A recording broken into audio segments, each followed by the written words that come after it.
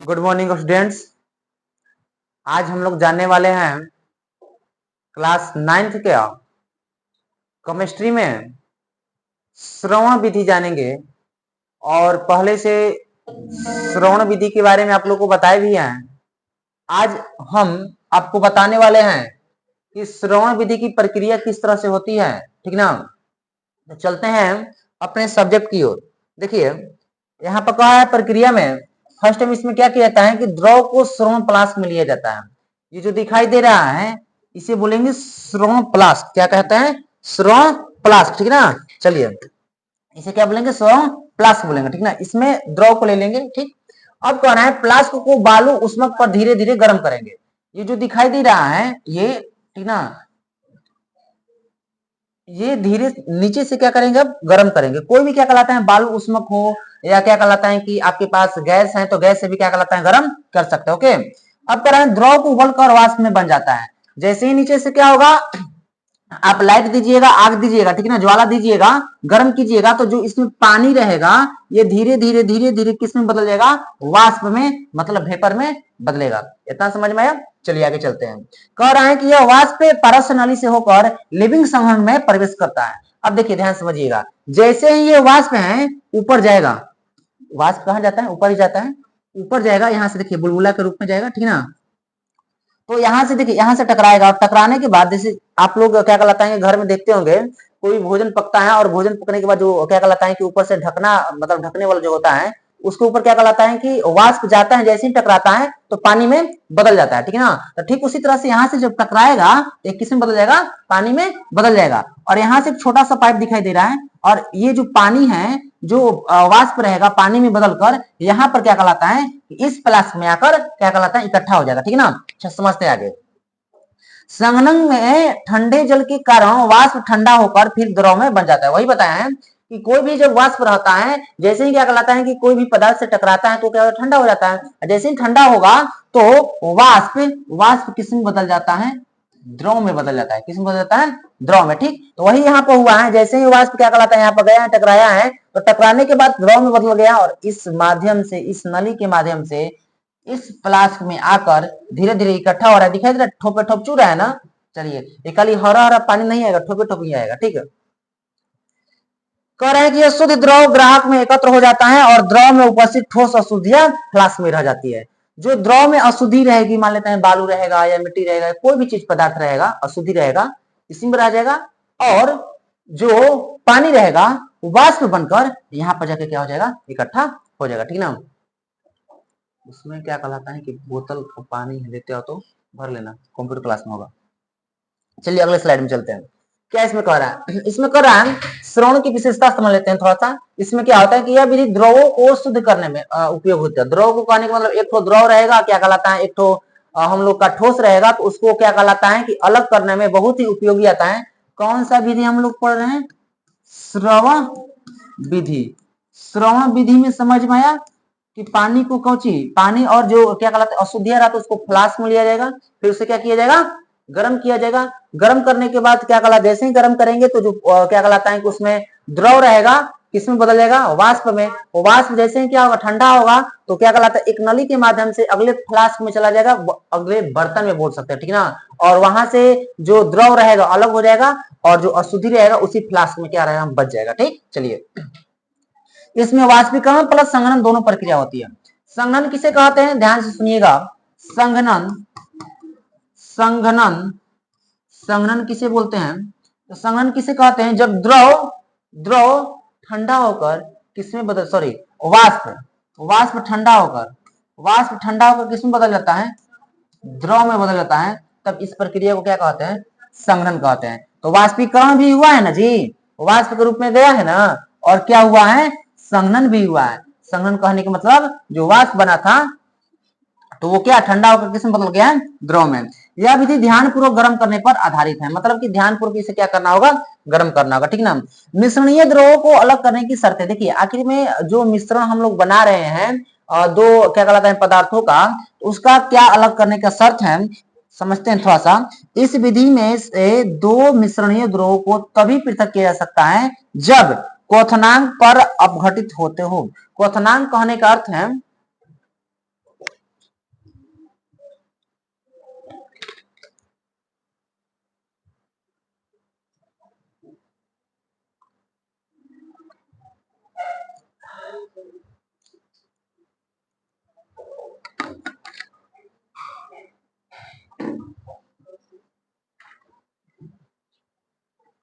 चलिए, क्वथनांक किसे बोलते हैं? जिस ताप पर कोई पदार्थ क्या होता है, उबलना शुरू होता है ना, उबास में बदलना शुरू होता है ना, उसी क्या कहते हैं, क्वथनांक। उनके क्वथनांक में 25 डिग्री का क्या अंतर हो, कितना डिग्री का, 25 डिग्री का। जल का क्वथनांक कितना होता है? जल का क्वथनांक 25 डिग्री होता है। कितना होता है?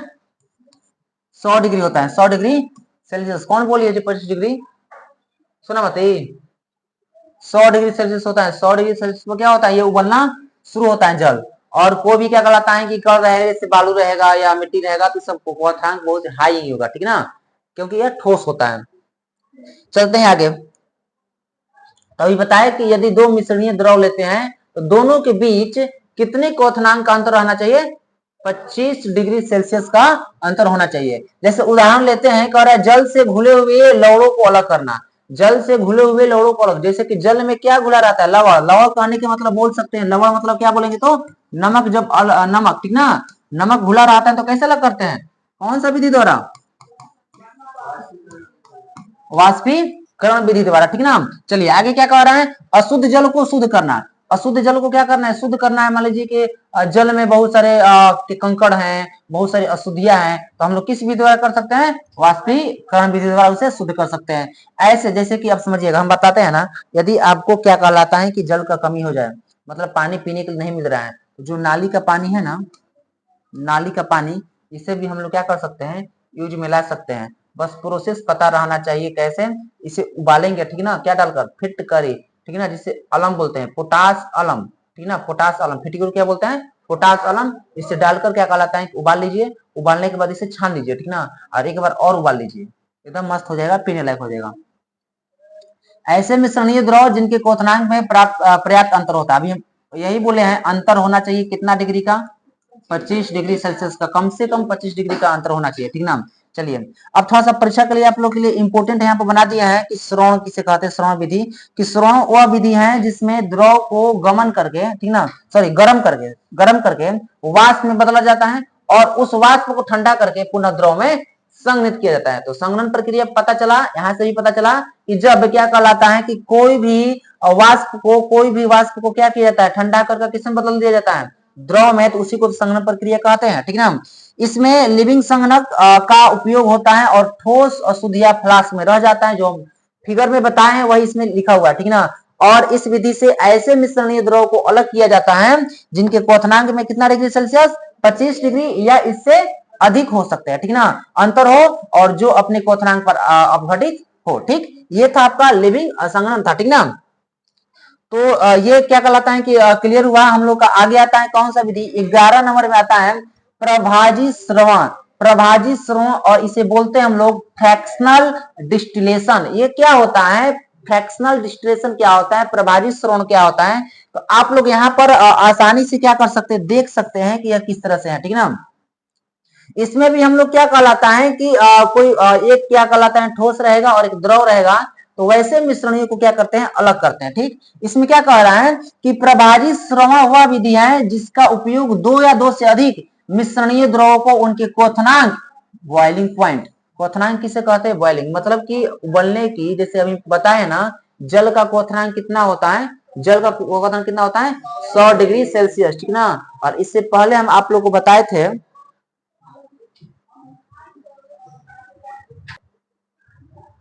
चलिए सुनिए,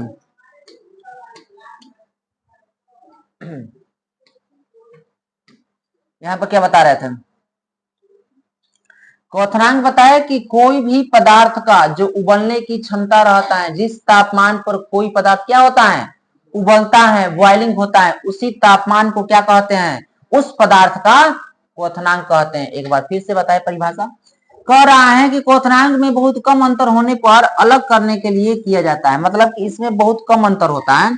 आमतौर पर जब द्रवों के क्वथनांकों में 10 डिग्री सेल्सियस, अच्छा देखो, उसमें भी क्या गर्म किया जा रहा था, इसमें भी गर्म किया जा रहा था। सर अंतर क्या है, अंतर यही है सर कि उसमें कम से कम कितना डिग्री सेल्सियस का अंतर आना चाहिए, और इसमें कम से कम, मतलब इसमें कम से कम, उसमें ज्यादा से ज्यादा अंतर होना चाहिए, 25 डिग्री से ज्यादा होना चाहिए, ठीक। इसमें 25 डिग्री से कम, मतलब कि 10 डिग्री सेल्सियस या उससे भी कम रहना चाहिए। उसमें कम से कम 25 डिग्री था और उससे ज्यादा था, ठीक है ना, किसमें, श्रवण विधि में।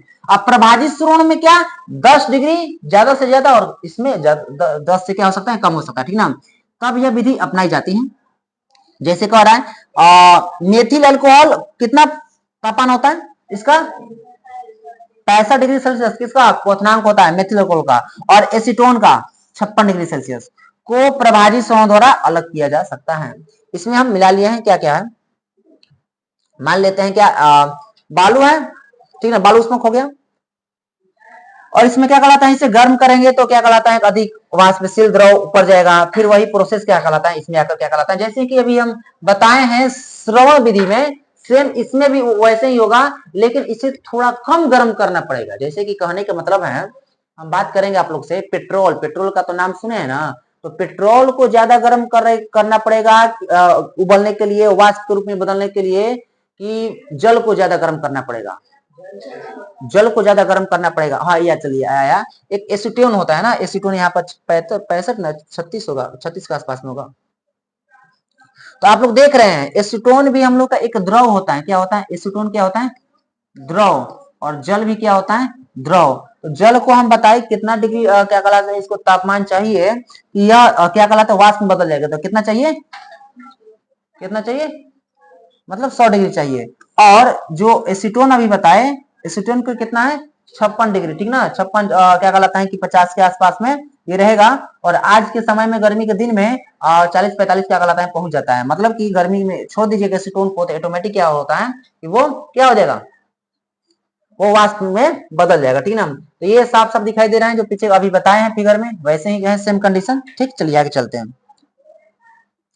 अब चलते हैं प्रक्रिया में क्या कर रहा है कि मिश्रण को गोल पेंदी वाले फ्लास्क में लिया जाता है, सेम कंडीशन वही है, ले लिए फ्लास्क में। फ्लास्क मतलब कहने वाला कोई बर्तन है, ठीक ना, और इसमें ऐसा फ्लास्क इसलिए लिए हैं कि आर पर दिखाई दे दे, ओके। फ्लास्क को बालू उष्मक पर गर्म कर लेते हैं, बालू उष्मक पर ही कोई भी चीज पर आप गर्म कर सकते हैं, पहले ही बताए हैं आप लोग को, ठीक ना। बालू उष्मक मतलब बालू को गर्म करके।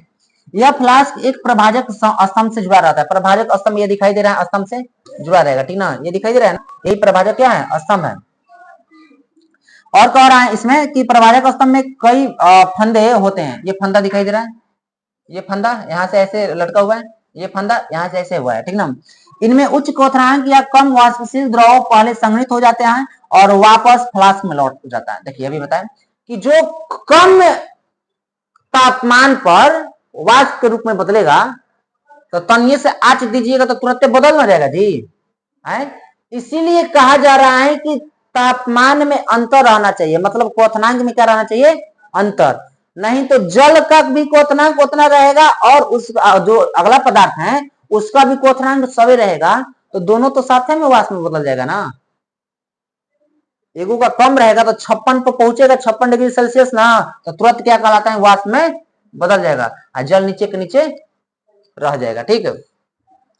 निम्न क्वथनांक के अधिक वाष्पशील द्रव वाष्प बनकर आगे बढ़ता है, और वही कह रहे देखो निम्न, यहाँ पे बोल रहे हैं ना, निम्न निम्न क्वथनांक वाला रहता है, वाष्प के रूप में आगे बढ़ जाता है, ठीक है, और संघनन में पहुंचकर द्रव में बदल जाता है। यहाँ से संघनन में बदलेगा, बदल कर यहाँ क्या होता है, द्रव में, ग्राहक में आके रुक जाएगा। यह द्रव अलग अलग ग्राहक में एकत्र कर लिया जाता है, ये यहीं पर आ जाएगा, यहाँ पर कर लेंगे एकत्र, फिर इसे यहाँ से निकाल लेंगे धीरे से, और फिर यहाँ से दूसरा लगा देंगे। देखो ग्राहक रखा हुआ है बहुत सारा ग्राहक, ठीक ना, इसमें मान लो एसीटोन आ गया, ठीक, उतना तापमान दिए थे, अब इसको निकाल कर दूसरा लगा लेंगे। अब क्या कहलाता है कि जल को वाष्पित कर लेंगे, ठीक ना।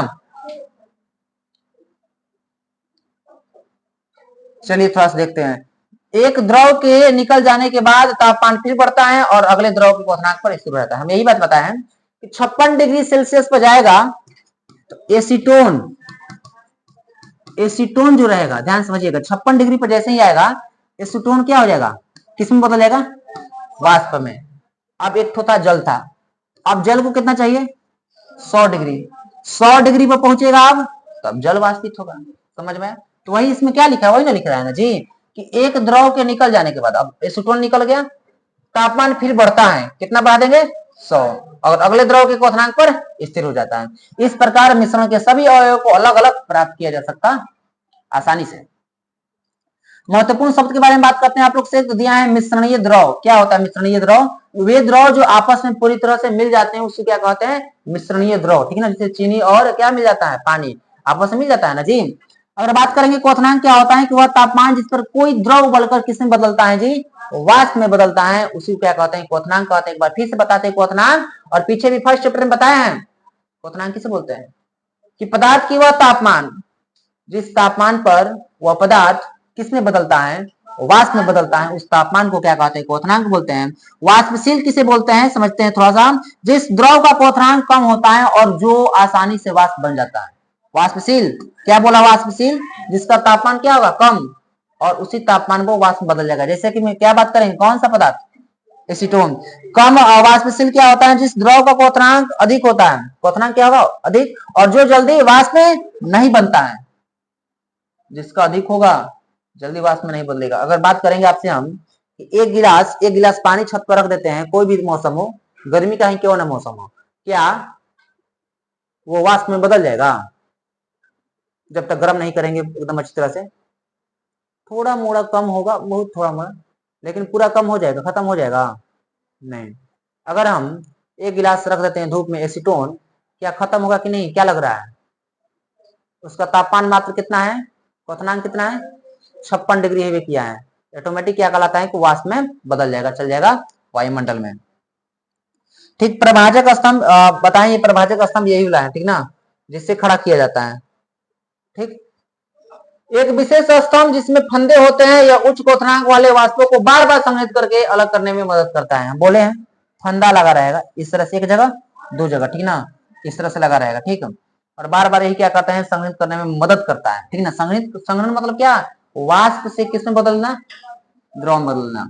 संघनन प्रक्रिया देखो फिर दे दिया कि वाष्प को ठंडा होकर फिर से किसमें बदलना, द्रव में, उसे क्या कहते हैं, संघनन कहते हैं, कंडेंसेशन कहते हैं, याद रखना है कंडेंसेशन।